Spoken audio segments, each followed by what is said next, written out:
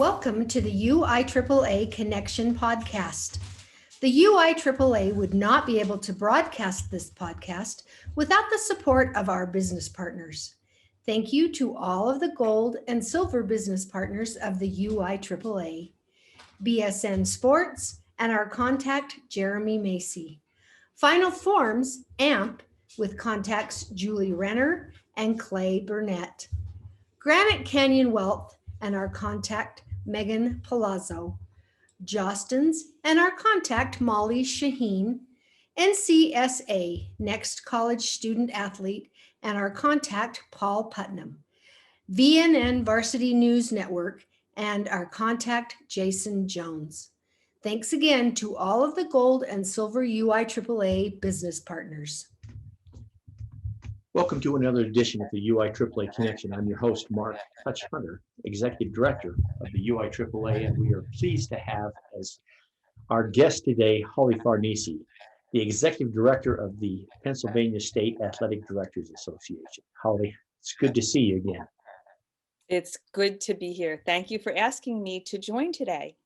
Well, we're excited to have you. You're the first of the executive directors to be on this podcast. I hope to get a few more on. Hopefully I will not be the last. No, I'm sure you won't be the last. So Good. Let's get straight into it. And let's start by giving our listeners in Utah and across the nation a little bit of background, where you grew up, your involvement in athletics, basically where you went to college, how you got involved in coaching and or athletic administration. I grew up in suburban Philadelphia. I have spent my whole life here. I'm a pretty constant person. Married my high school sweetheart, only we weren't sweethearts in high school. Our first date was the senior prom. So, but suburban Philadelphia, and both of us, obviously the same town. It was called Springfield, Pennsylvania. And we pretty much lived within 20 minutes of where we grew up. And I worked all of my career in the Upper Darby School District, which is in the same suburban Philadelphia area. I went to Bloomsburg University, which is in northern Pennsylvania, and majored in world language. I teach Spanish and German, or I did teach Spanish and German for probably half of my career before I became a full-time athletic administrator. And so that's pretty much been my life of growing up. As far as my athletic career and how I got to where I am now, through high school, college, I was pretty much a spectator. I enjoyed every sport. I enjoyed watching every sport that was played. Don't know what you would do on Sunday if it wasn't for NFL football, especially the Eagles NFL football. Yes. But wasn't so much a participant as I was a spectator. Then when I got my first job was at Drexel Hill Middle School, where I spent most of my career. My parents, who are both teachers, said, whatever they ask you, say yes. 2 weeks into my first year of teaching at Drexel Hill Middle School, which I was fortunate, right out of college, I was hired. And 2 weeks into that first year, knock on my door, and I was asked to be the 7th grade field hockey coach. Well, I played field hockey in 6th grade as an intramural sport. So that was my background, but I read a lot of books and watched film, and I was a 7th grade field hockey coach. I do remember my very first game that I went to. It was an away game, and we got to the field, and I forgot to bring the field hockey balls. That was a little embarrassing. Had to go walking over to the other coach to ask if I could borrow some field hockey balls. As it turns out, she and I became very, very good friends for a majority of both of our careers. So that was my first experience. Then by January of that first year, turns out that there was a group of girls who came into my room and needed a gymnastics sponsor. they knew gymnastics themselves. They just needed an adult to be there to supervise with them. So now I was a gymnastics coach. And about 5 years into my career, the head track and field coach came and asked me to be his assistant track and field coach.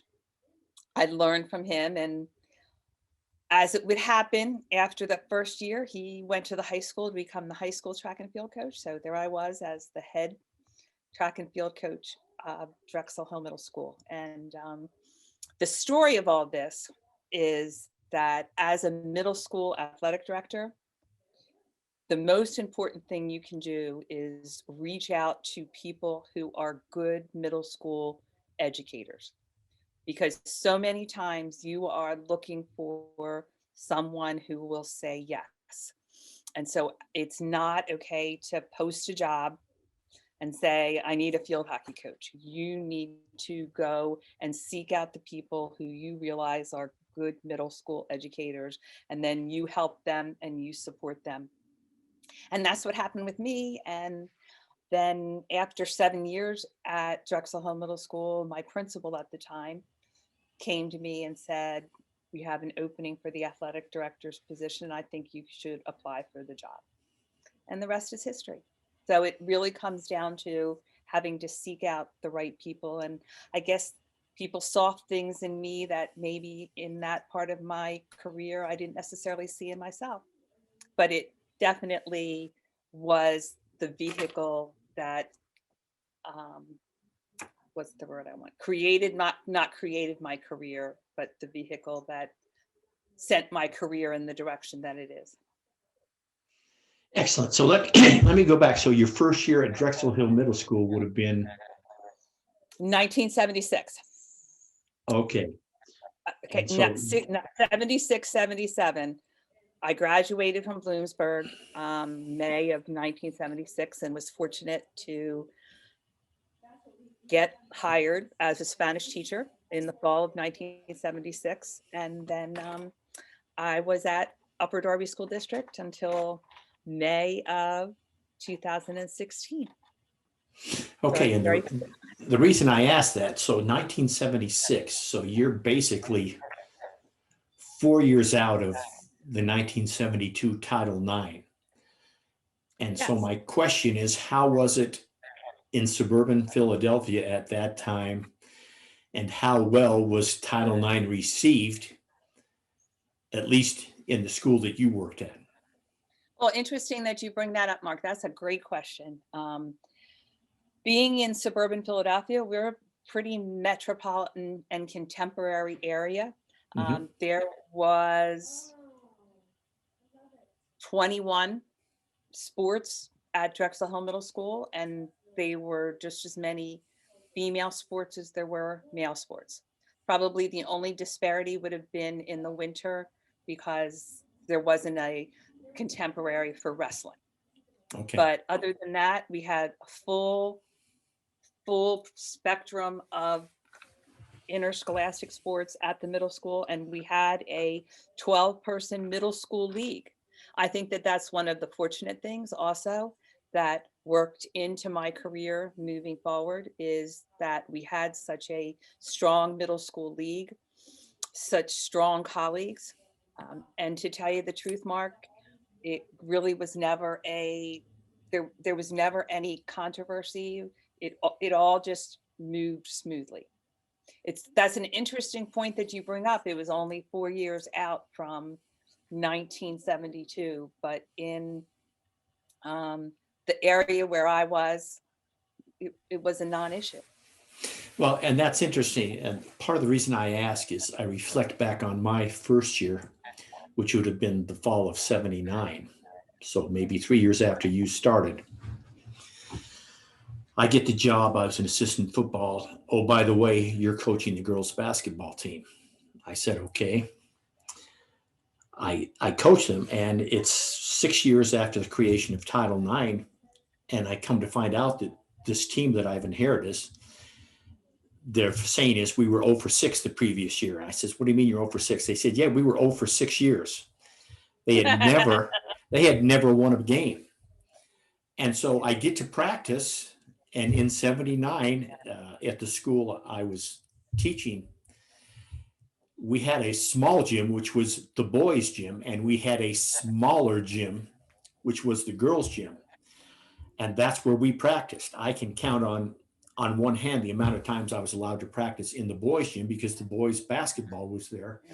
And we got relegated to the girls' gym. And once January came, speaking of your gymnastics time, we had to wait for the gymnastics team to practice first, even though their season didn't start till the middle of March and our basketball season was over. So we had to start basketball practice at 5:30 at night in the girls' gym with the beams off to the side.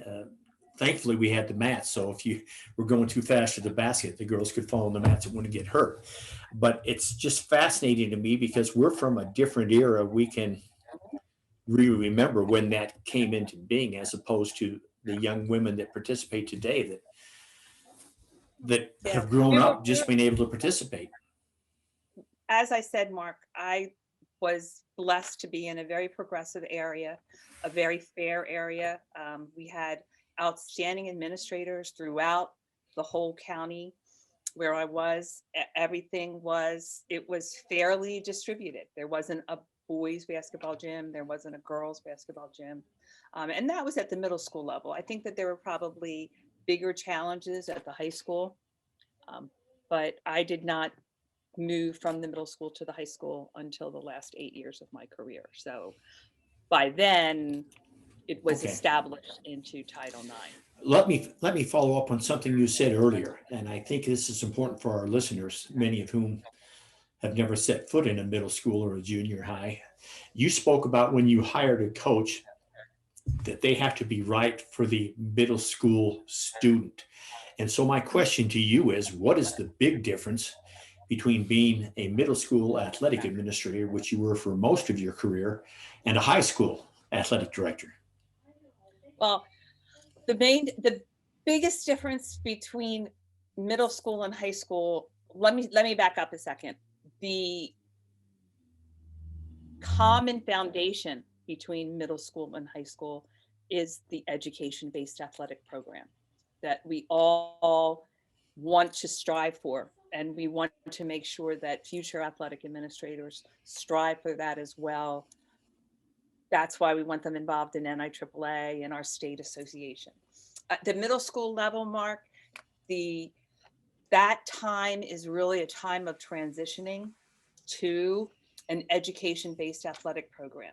Middle school students come in as 6th, 7th, and 8th graders, and they are coming from youth programs that are pretty much under the direction and discipline of parents. Now they're coming into a middle school program and they're under the direction of educators. And now the parents need to transition.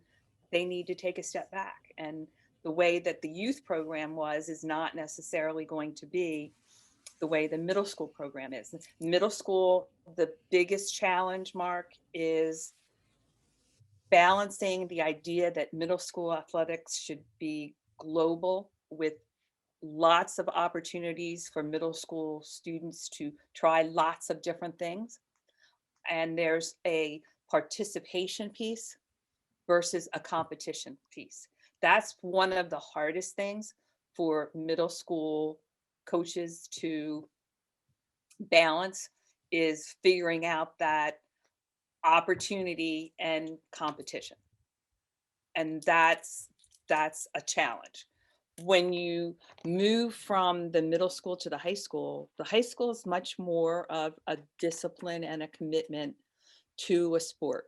The idea is that you have, hopefully during the middle school, been able to give students global opportunities. And I use that word because that's what it is. There may be students who think that they want to be basketball players, and by the time they leave middle school, they found out that their skill is really in the field of drama, and they never had those opportunities before. So that's the idea for middle school. The high school, though, is more of a challenge to choose your field. We do want students at the high school to be multi-sport athletes, although that becomes more and more of a challenge now than Sure. ever, with so much specialization going on. So, but it is more of a commitment to the discipline of practices every day, and most of the time also on Saturday, and competitions are often more than in the middle school. And I think that that's the biggest transition from middle school to high school that students and parents need to adapt to. I will say that having spent most of my career at the middle school, everything was always equal. Middle school, 7th grade, whether it was males or females, they had the same amount of games, the same amount of time that they practiced, that they played. The coaches had the same amount of pay. So it was always, everything was equal. And I think that that was one of the best gifts that I had going to the high school, was I think that once I went to the high school, I had a staff. It wasn't just myself. I had assistant. I had an administrative assistant as well. I think that it might have been very easy to have delegated any non-varsity sport to one of my colleagues. But my mindset for 32 years was everything's equal. So for me, the freshman basketball team was just as important as the varsity basketball team. The freshman volleyball team was just as important as the varsity volleyball team. And I could see how it would be very easy to have not had that mindset if I hadn't spent so much time. I think that that was my best gift from being at the middle school when I transitioned personally to the high school, was everything was important. That's some fascinating insight. Thanks so much for sharing. Let's shift gears a little bit. And I want you to tell our audience about the time that you and some of the NIAAA members snuck down onto the field of Lucas Oil Stadium. I want to hear it from your point of view. Well, Mark, not to leave those that are listening dangling, but that is a very, very special memory that I have.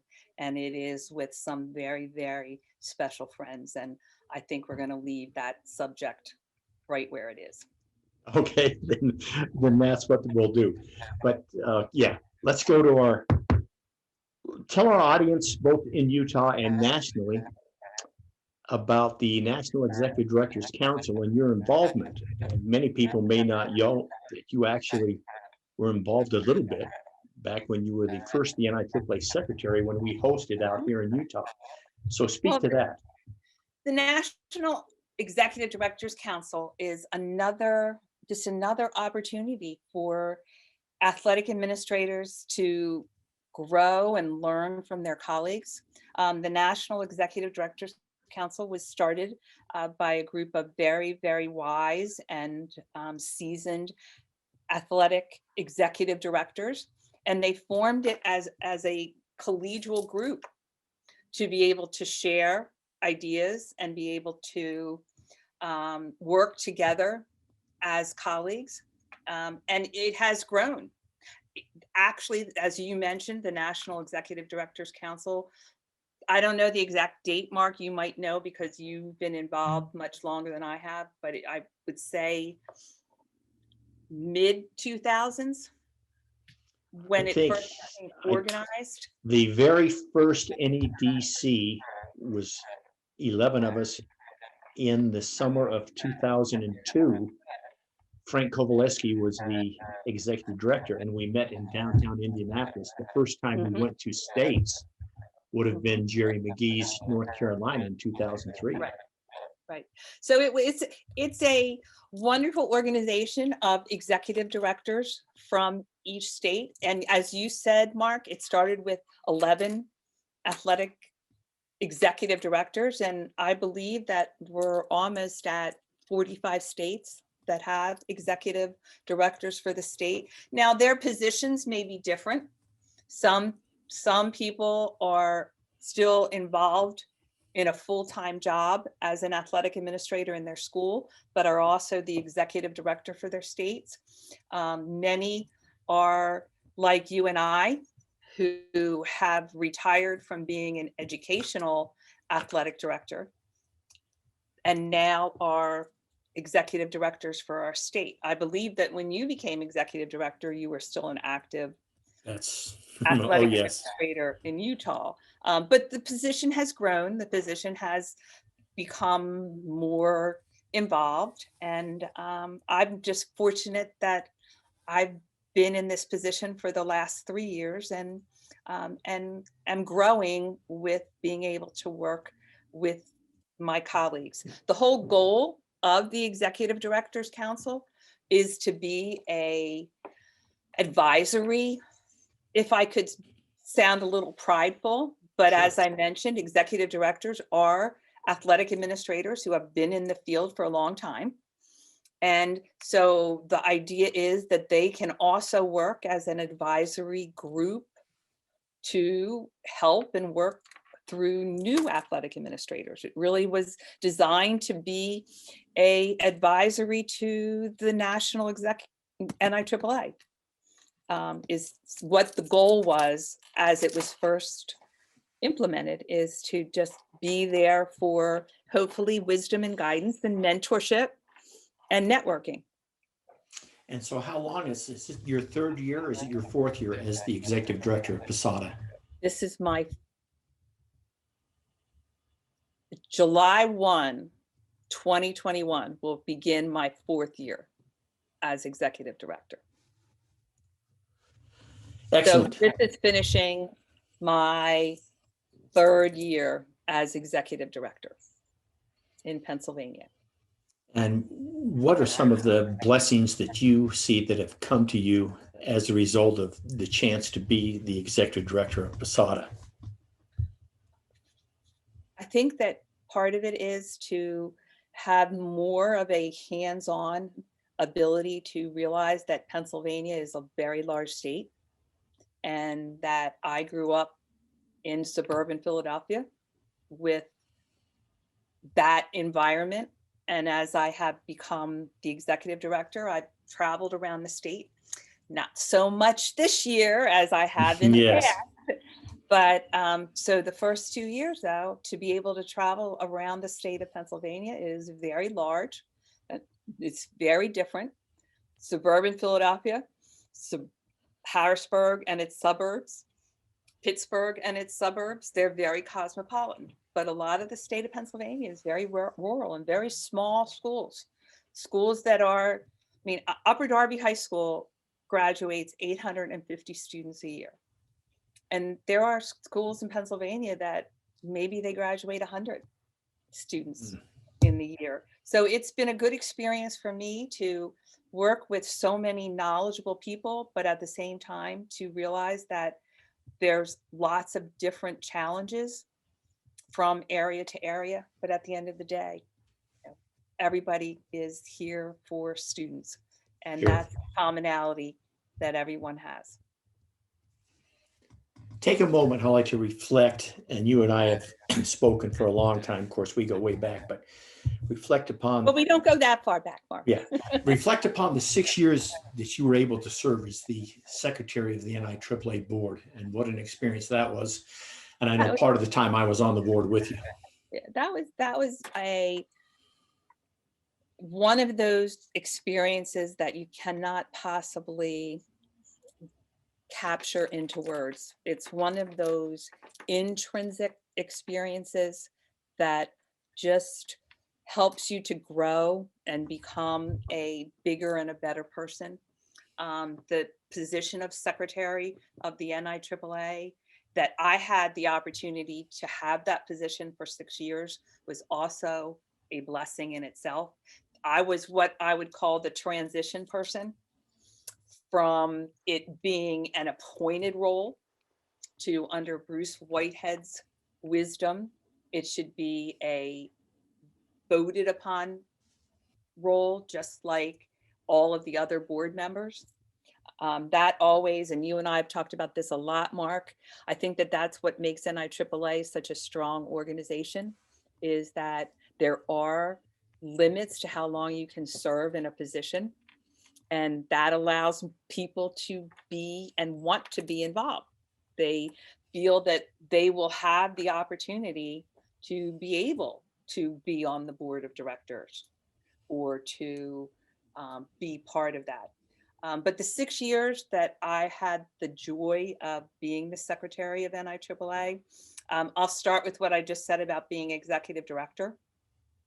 Not only did I learn about Pennsylvania, but as secretary, I did have the opportunity to travel around the country and see what a large country we live in and how different areas are completely different.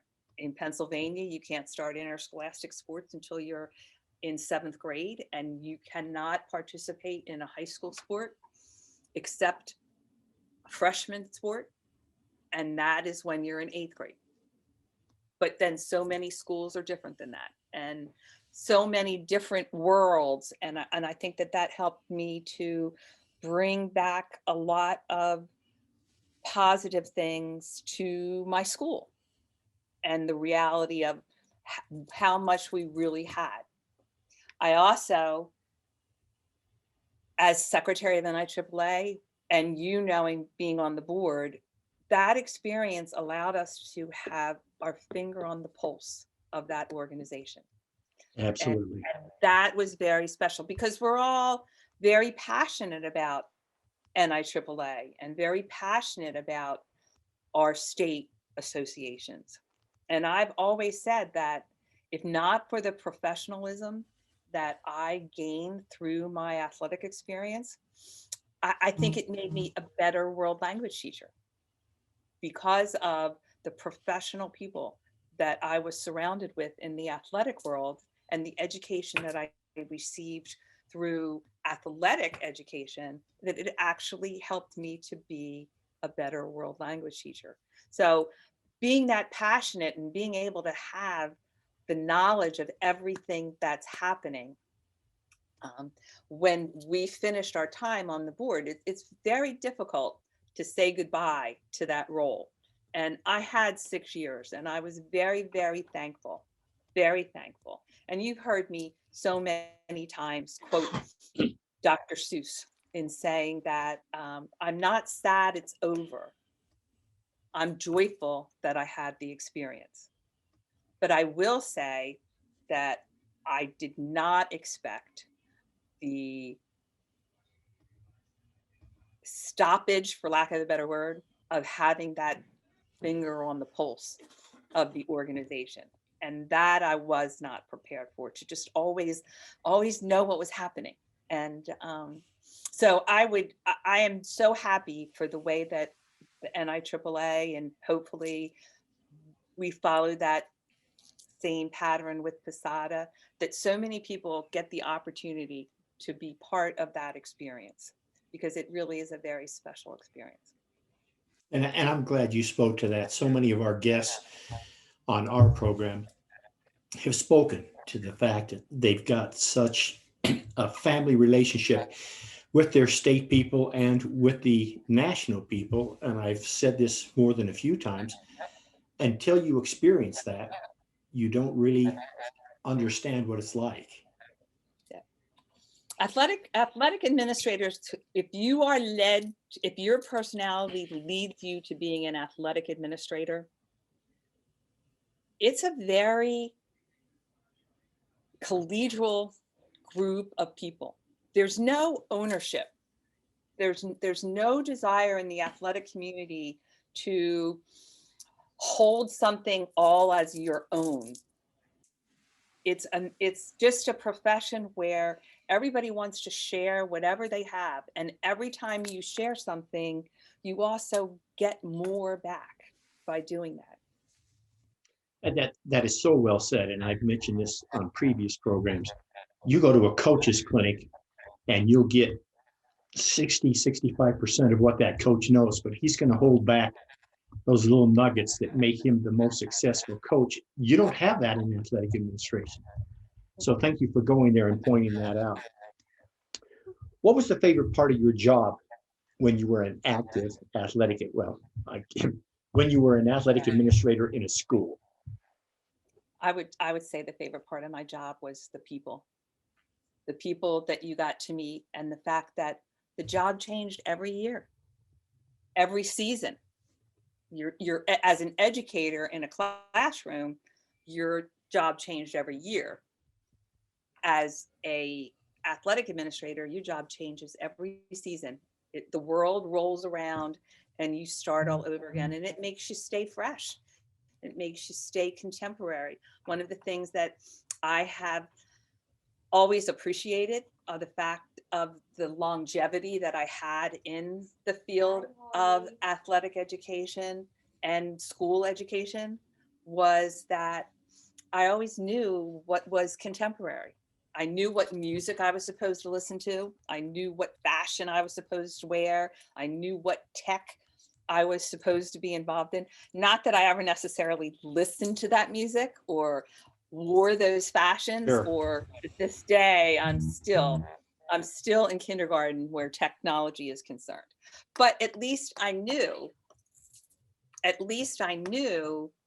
what music I was supposed to be listening to and what fashions I was supposed to be wearing. And I think that was the favorite part, was to stay contemporary because you were constantly with contemporary young people. Exactly. And it's a people business. Yeah. And And so you have to like being in a gym, in an auditorium, on a court, on a field, if you're going to have longevity.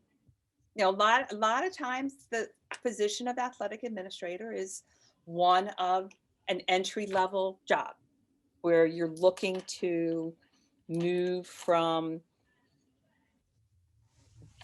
into the world of administration. You want to be an education administrator versus an athletic administrator. And there's nothing wrong with that at all, because being an athletic administrator is very time consuming. You have to want to be around young people a lot of your day and a lot of your week and a lot of your month.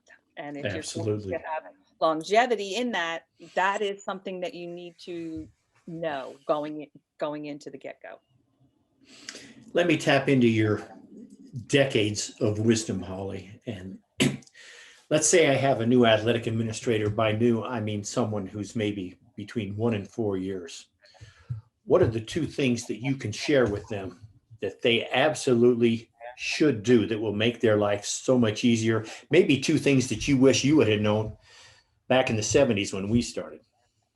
I would say the two things. Number one is that, and I've already mentioned it, you have to be a very good communicator and you have to be very organized in what you do. That is important. Organizational skills is very important. The other piece that I would stress to any young administrator is to always remember that extracurricular and co-curricular activities are the front porch of your school, and the athletic administrator, the activities administrator, is the person that answers the doorbell. And you, as an athletic administrator, are the most visible person in your school.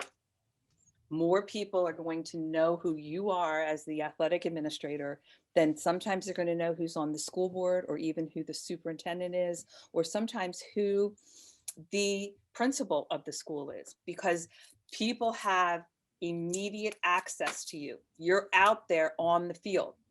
You're in the gym. If you live in the town where you work, you're in the grocery store. Hmm. And people are going to look to you as the athletic administrator to see what the school is. That may not be fair, but it's a fact, is as the most visible person in your school, people are going to take you as the first impression of what the school is. So it is imperative that you look professional, that you act professionally, that you make sure that you are educated Well, because you are going to be the person that is going to be the example for the school. So those are the two things that I would give to advice to any new athletic administrator. Thank you. Very well said. Let's finish up with this question. What question should I have asked you that I failed to ask you? You asked all of the questions that I could have possibly thought of, Mark. I can't think of any other questions that you would ask me that I didn't answer. Okay, well, thank you, Holly. Once again, thanks for being a guest on our show. Thanks for being the first member of the National Executive Directors Council to be our guest. And thank you for taking the time to be with us. For our listeners, we hope that you join us next Friday for the next edition of the UIAAA Connection. Thanks, Holly. Thank you.